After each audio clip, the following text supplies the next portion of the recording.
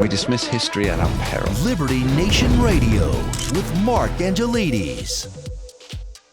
Hello and welcome to Liberty Nation Radio, heard coast to coast on the Radio American Network from our flagship station in the nation's capital, WWRC in Washington, D.C. I'm your host, Mark Angelides. Liberty Nation Radio is a product of LibertyNation.com, where you can access podcasts, breaking news analysis, and a range of biting and brilliant shows to whet your appetite for freedom and your fondness for the great American Constitution. And you're on Liberty Nation Radio. I'm your host, Mark Angelides. We're very fortunate to have with us Liberty Nation's chief political correspondent, Mr. Graham J. Noble. Thanks for being here, Graham. It's a pleasure, Mark. So the big story for me this last week, Graham, was President Donald Trump, suggesting very coyly that he might be open and willing to run for a third term in office. Now it was on Kirsten Welker's show, and he did this little slip of the tongue. And he said something along the lines of, when she asked him, about a third term possibility, because a lot of his allies have been saying it, he says, well, there's plans, there's not plans, there's methods by which he could do it. And I suspect that he did that slip of the tongue entirely purposely, just to make everybody's heads explode. What's your take on it? Well, yeah, I mean, Mark, I'm pretty sure that his main intention was probably to make people's heads explode, and there were probably a few exploding heads going around when people heard about this.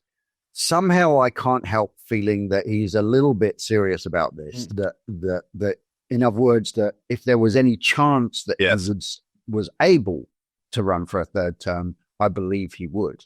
I can't imagine a situation in which, and let's face it, the chances of this happening are extremely remote at best. But no, I don't imagine for a moment that if by some weird turn of events he was actually permitted to run for a third term, I can't imagine him saying, "Oh, well, no, I'm not doing it." Yeah. Would absolutely do it. There's a few different possibilities, none of which are very likely. Some of them might just be bunkum, as they say. And so there's the one about, J.D. Vance could run for president with Donald Trump on the ticket as vice president. Then when J.D. Vance wins, he could step down and therefore Trump would be president, because that would bring into play specific wording, and it's a very Bill Clinton-esque thing, and it depends on what the meaning of B is in this situation. So it's a complex of the 12th and the 22nd Amendment. So the 12th says that you can't be VP if you aren't qualified to be president, and the 22nd Amendment says that you can't run for a third term. So is B in the 12th the same as run for in the 22nd? So as our editor at large, Jim Fight, points out, that's a heck of a stretch. But he also says that presidents can pretty much do whatever they want until a court says otherwise. But let's put that one aside for a moment, Graham. Now, the most realistic way of extending to a third term is by getting rid of the amendment that says, which is the 22nd Amendment, that says a person can't run for more than 2 terms. So how does one go about repealing an amendment, Graham, or passing a new one? Well, it's funny because if you do some research into this, you'll find that nobody really wants to talk about how amendments are repealed. It's not that it's never happened before, but it's slavery prohibition is about as difficult as actually getting a new amendment, which kind of segues into another possibility, which is rather than talking about repealing an amendment, their best shot would be to actually introduce a new constitutional amendment, which actually repeals the one that they're trying to get rid of, which has happened before.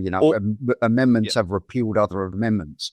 Yes. But of course, getting a new amendment, you need 2/3 of both houses of Congress, or you need a constitutional convention, Right. which is called for by 2/3 of the states. Right. So this is not an easy process either way. Sure. One thing does occur to me, though, Mark, and that is that the Democrats are rather delusional about their electoral chances of late. For instance, in 2024, Kamala Harris and Tim Walz were basically telling everyone, including their own donors, this is a slam dunk that we're going to win. Yeah. Even though their internal polling was telling them you've got no chance. So sorry to interrupt, Graham. Are you suggesting that Vice President Harris and Governor Walz were lying to their donors and their voters? Well, one of their principal donors has actually come out and said that this is what was happening because the internal polling was saying they've got no chance of winning. But anyway, so I'm thinking.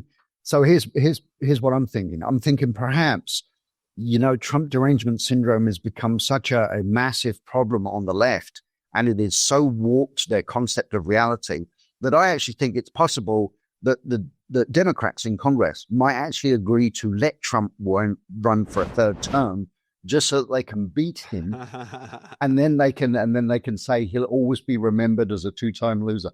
Yeah, that's a fun one. Graham, by the way, is Liberty Nation's not only chief political correspondent, he's also Liberty Nation's chief satirist. So that's something to look forward to, hopefully, on the pages. Nudge, nudge, Graham, if you fancy writing that up. So, let's get to the main point of this, though. So Trump's said that, there are methods that he could do. I suspect that what he's really doing here, and I did write about this on the pages of libertynation.com, I suspect what he's really doing here is moving the target of which his opponents, both the Democratic Party and in the very, very left-leaning Fourth Estate, are spending their ammunition.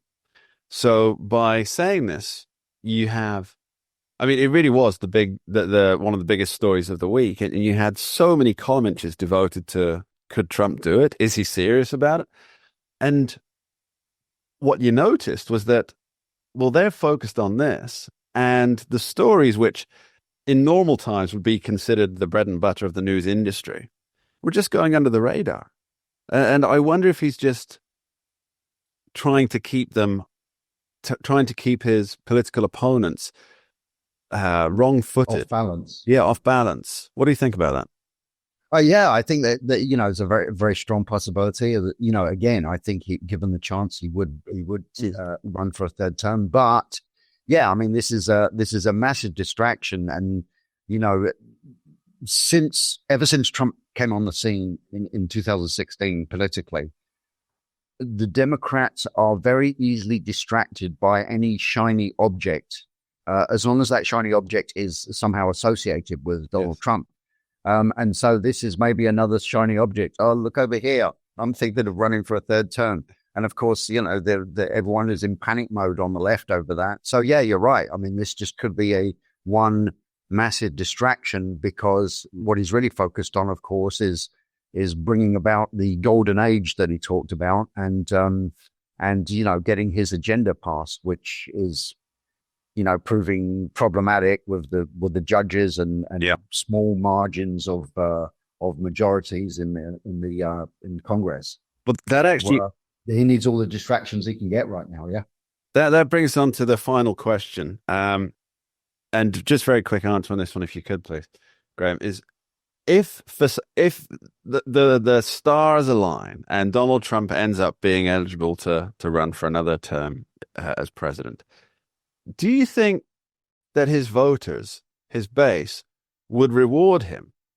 Because it seems to me that he's there to do a job, a specific job. He's a specific tool used by the voters to drain the swamp, to upend everything and put it in place in an America First vision.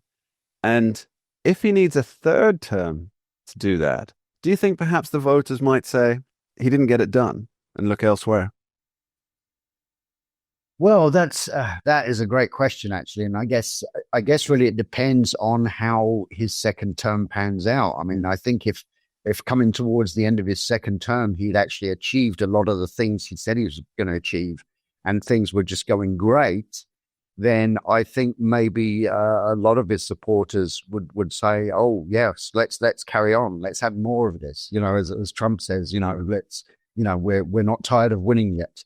So I think they would. Of course, if he ends up not achieving many of the things that he pledged that he was going to achieve, then of course, he stands much less chance of holding together enough of his voter base from 2024 to manage to win a third term. And I think there's always that possibility as well that a lot of, apart from the hardcore Trump supporters who just love the guy, there's always a possibility that a lot of other conservatives who did vote for him but are not necessarily, kind of idolizing him, that they might just say, do we need to give any president a third term? Should we really be going down that road? So it's an interesting, it's something to chew over, certainly.